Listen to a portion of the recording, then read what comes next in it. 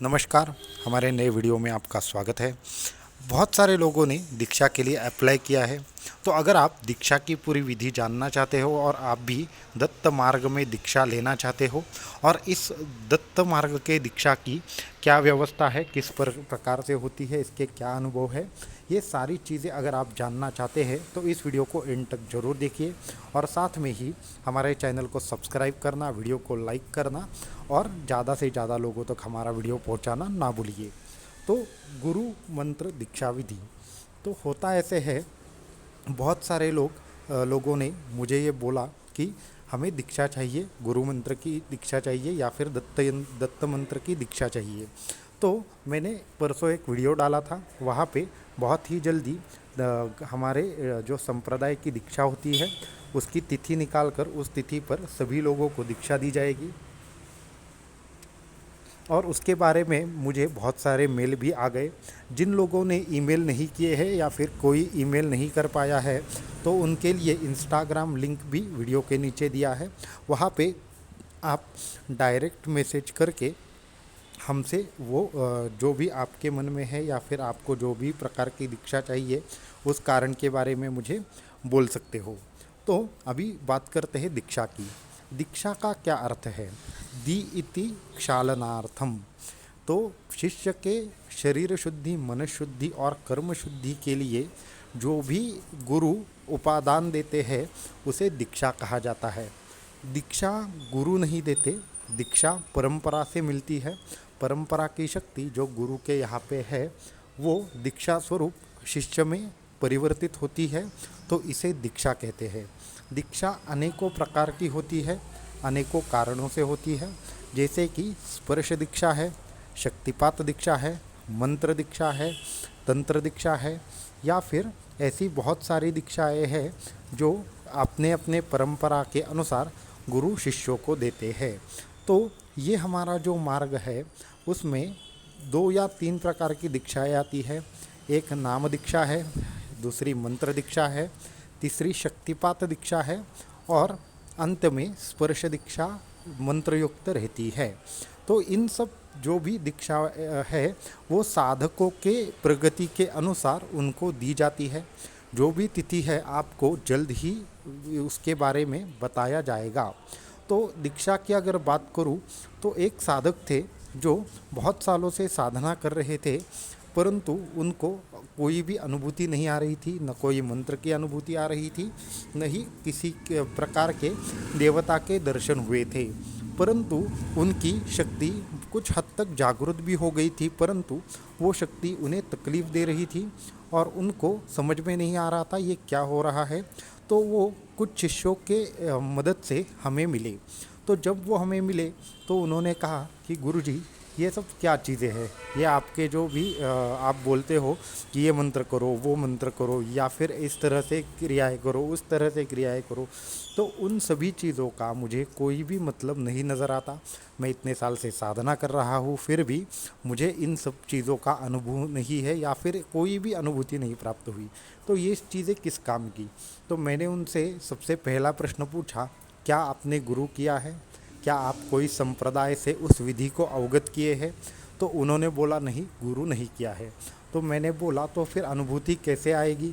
सिर्फ मंत्र से ही काम हो जाता तो जग में हर किसी के पास मंत्र सिद्धि और यंत्र सिद्धि होती, हर किसी के पास तंत्र सिद्धि होती, हर किसी के पास साधना सिद्धि होती। परंतु मुख्य बात यह है कि जब तक आपके पास विशिष्ट मंत्र गुरु के मुख से नहीं प्राप्त होता तो गुरु मुख से ही क्यों मंत्र प्राप्त करना है? तो गुरु मुख से इसलिए मंत्र प्राप्त करना है क्योंकि हम जब भी एक मंत्र के बारे में बोलते हैं तो उसके पीछे की शक्ति जागृति का काम खुद गुरु करते हैं। गुरु के साधनाओं से मंत्र की जागृति शिष्य के अंदर होती है और वही शक्ति परावर्तित होती है और उसके बाद मंत्र की सिद्धि या फिर साधना में अनुभूति आकर सिद्धियाँ जो आपके सामने प्रकट होनी शुरुआत हो जाती है। तो उसके लिए आपने कभी किसी गुरु से साधना ली है तो ही आपको अनुभूति आएगी। और जब भी शक्ति जागृत होगी उस शक्ति का नियंत्रण कौन करेगा? जब तक नियंत्रक शक्ति आपके पीछे नहीं है तब तक ऐसी कोई भी साधना करना व्यर्थ है। और अगर सिद्धि आ भी गई तो भी उसको एक विशिष्ट प्रकार से शक्ति कंट्रोल करने के लिए चाहिए, वो गुरु के सिवाय और किसी के पास नहीं होती। तो उसके लिए जब तक आप कोई दीक्षा नहीं लोगे, आपका कोई भी कार्य सफल नहीं होगा। ये डराने के लिए नहीं है, ये पूर्णतः सत्य है। बिना गुरु के किया हुआ मंत्र तंत्र यंत्र सफल हो भी जाए तो पूरी तरह से सफल नहीं होता, नहीं तो कुछ सिद्धियां जागृत होकर कुछ विविध प्रकार से हमें ब्रह्मभास निर्माण हो जाते हैं। तो उसके बाद उन्होंने बोला कि ठीक है, तो मैं दीक्षा लेने के लिए तैयार हूँ, तो किस तरह से काम करना होगा। उन्होंने पूछा क्या आपको कुछ पैसे देने पड़ेंगे, तो मैंने सबसे पहले क्लियर किया दीक्षा के कोई भी पैसे नहीं होते। पैसे लेकर दीक्षा देना ये ठीक बात नहीं है, तो उसके लिए कोई भी किसी भी प्रकार के पैसे का लेन देन नहीं होगा। तो उसके बाद उनको मैंने बोला सिर्फ आपको क्या करना है, एक आसन की व्यवस्था करनी है, वो आसन सिद्ध होना चाहिए।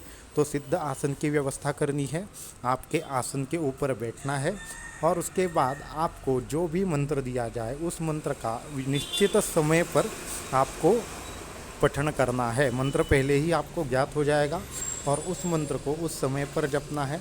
उस समय हम हमारे यहाँ पे बैठेंगे और आपको अपने यहाँ पे बैठना है और वहाँ पे संकल्प जैसे ही हो जाएगा, आपके यहाँ पे शक्ति जागृति होना शुरू हो जाएगी। बहुत सारे लोगों को ऐसी अनुभूतियाँ होती है कि जैसे कि मानो उनका मंत्र के जपते ही ध्यान लगना शुरू हो जाता है, कुछ शरीर में क्रियाएं शुरू हो जाती है, या फिर ऐसी बहुत सी अनुभूतियाँ उनको आनी शुरू हो जाती है। तो मंत्र सिद्धि की वजह से उनके बहुत सारे लोगों को प्रकाश दिखता है, बहुत सारे लोगों की अचानक से व्याधियाँ नष्ट हो जाती है, या फिर बहुत सारे लोगों को विशिष्ट सिद्धियों का साक्षात्कार भी होता है। तो ये होता है मंत्र सिद्धि से और गुरु की मंत्र दीक्षा से। तो उनको भी मैंने ये सब चीज़ें बताई और उनको उस दिन साधना में बैठने के लिए बोला। तो उन्होंने बहुत साल से साधना की थी, तो शक्ति तो उनकी कुछ अंश मात्र से जागृत भी हो गई थी। तो जैसे ही मैंने उनको वो मंत्र दिया और वो उनको विशिष्ट समय पर बैठने के लिए बोला और उधर संकल्प से उनको दीक्षा दे दी, तब हुआ ऐसे कि उनके यहाँ पे उनकी कुंडलिनी शक्ति की क्रियाएं जागृत हो गई और साथ में ही उनको विविध प्रकार से इस तरह से कुछ देवी देवताओं के दर्शन हुए कि वो अवाक रह गए। और उसके बाद में उनकी पूरी की पूरी तरह से समाधि अवस्था उनको प्राप्त हो गई और 3 साल के अंदर ही उन्होंने इतनी साधना में प्रगति कर ली कि उनकी एकदम से 5 घंटे तक साधना होने लगी और उनको अचानक से जिसे समाधि अवस्था कहा जाता है, वो 5 घंटे तक समाधि अवस्था उनकी रहने लगी। फिर उनके घर वालों ने प्रार्थना की, स्वामी जी, गुरु जी, ये तो अभी 5-5 घंटे साधना अवस्था में रहते हैं, इनकी साधना कुछ कम करने के लिए बोलिए। तो उसके बाद मैंने उनको संकल्प थोड़ा सा बदल दिया उनका, और उसके बाद उनकी साधना 1 घंटे तक होने लगी और वो भी उनकी अंदर की शक्ति से ही उनको आगे जो भी आगे का चीज़ें करने हैं उसके संकेत मिलने लगे और वो अपने जीवन में अत्यंत यशस्वी हो गए। और उनका पूरी तरह से संप्रदाय के ऊपर, गुरु मार्ग के ऊपर पूरी की पूरी तरह से विश्वास बैठ गया और वो आज भी एकदम उत्तम अवस्था में है। तो ये होता है गुरु दीक्षा मार्गदर्शन से परिणाम। तो आप जब भी कोई साधना करना चाहते हो तो उस तरह से कीजिए। तो आप इसकी विधि क्या है, ये बहुत सारे लोग पूछते हैं। तो इसकी विधि कुछ इस प्रकार है, आपके पास साधन होना चाहिए, आपकी एकदम अच्छी माला होनी चाहिए जो खुद आप जाप कर सके जिस पर, और साथ में ही जो लोग इंटरेस्टेड है उनके सामने दत्त यंत्र होना चाहिए। तो दत्त यंत्र, माला और आसन, ये 3 चीज़ें आपके पास होनी चाहिए।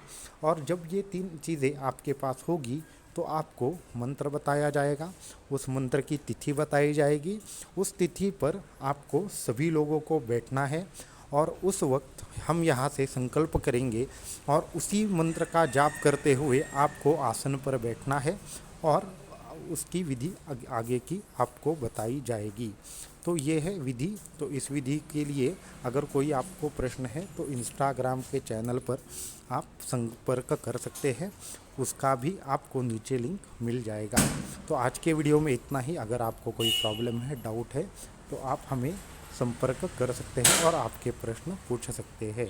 अवधूत चिंतन श्री गुरुदेव दत्त।